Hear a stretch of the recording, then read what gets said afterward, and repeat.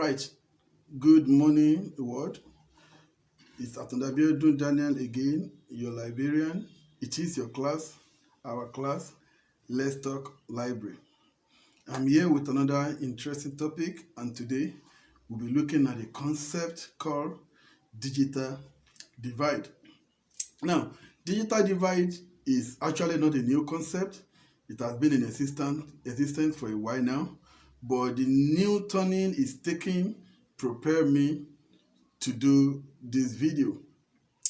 Before now, digital divide revolve around the gap between individuals that are able to acquire a computer and have access to internet, and another set that are unable to acquire a computer and have access to internet. Digital divide, the gap between these two, those that are able to buy, to acquire a computer, a smartphone, and have access to computer, and the other part that are unable to acquire and have access to a computer. But things has changed now, owing to the fact that the prices of computer, the prices of smartphone, and the price of having access to internet is plummeting. Every day, people are now able to buy, people are now able to acquire a computer, and a lot of people are now having access to internet. With that plummeting price, it has dissolved that type of digital divide. Now, because of that, another type of digital device is now springing up in the area of the ability to use the computer. In a nutshell, what I'm saying is that the ability to use the computer, even after acquiring one, is now another form, another dimension of divide, another dimension of gap that is causing divide between individual digital citizen. Now, this type of divide is now categorized into three categories. Now, we have economy divide or economy gap, we have usability divide or usability gap, and we have empowerment divide or empowerment gap. Now, these three categories are the major factors that are creating gap between digital citizen in this 21st century we find ourselves. Talking about the economic gap or economy divide, economic divide resolve around individual ability to acquire a computer, individual ability to get connected to the internet. This is economic divide. It was actually a kind of divide, but the plummeting prices of computer and its gadget have actually erased this type of divide. And actually, this is what most of people are considering as digital divide. But I can tell you today that though that divide still exists, but it has been reduced to a very minimum level. Now, that is economy divide. Now, talking about usability divide, this is another factor that is still causing a lot of divide, a lot of separation, a lot of gap between digital citizens today. Now, everyone, like I said earlier on, everybody almost now have the ability to acquire a computer. Everybody is acquiring a smartphone, and apparently they are all getting connected to the internet one way or the other. This form of divide is now revolving around your ability as an individual to use that phone, to use that computer, to use that internet you have acquired to your own good.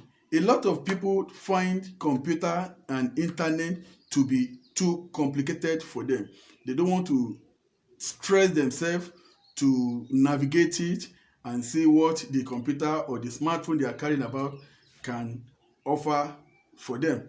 Now, because of this phobia, they tend to just use the phone for the minimum, for the little thing they can do, and they are unable to use it in depth for their own good. It is another form of divide that is causing, divide that is causing gap among people of the digital citizen. Now, the third type of concept of divide is empowerment divide. Like I said earlier, a lot of people can afford a phone, a lot of people can afford a computer, a lot of people can get connected to internet.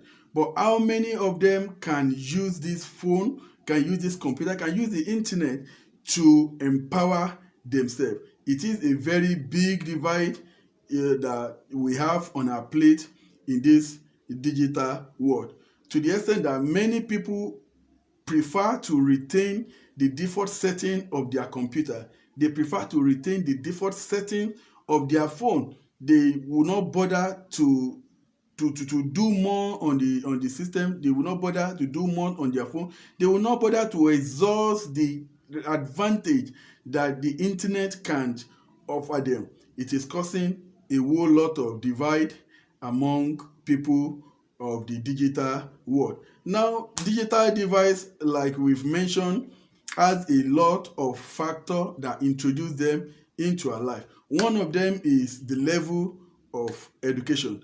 Apparently, one's level of education is a big determining factor that will determine if an individual is going to make use of computer and the internet for their good. Another factor that causes or that introduces digital divide into our life is level of income. Level of income revolve around economic divide. How much how much is an individual earning that can, acquire, that such a person can acquire a computer and get connected to internet. Digital literacy is another factor that is causing digital divide. Many people don't know how to use a computer. They don't even know how to operate the smartphone that they are carrying about. All these are factors that introduce digital divide into our world. In a very quick one, I want to recap those three categories of digital device we are experiencing now as digital device. The first one is economic device, your ability to acquire a computer. The second one is usability, your ability to maximize the use of the computer and the smartphone you are carrying. The last one is empowerment device. That is how much we can use computer and a gadget to empower ourselves. I want to believe we've learned something new from this video. Until I see you in another video, please keep safe. COVID-19 is very real. I love you. Bye-bye.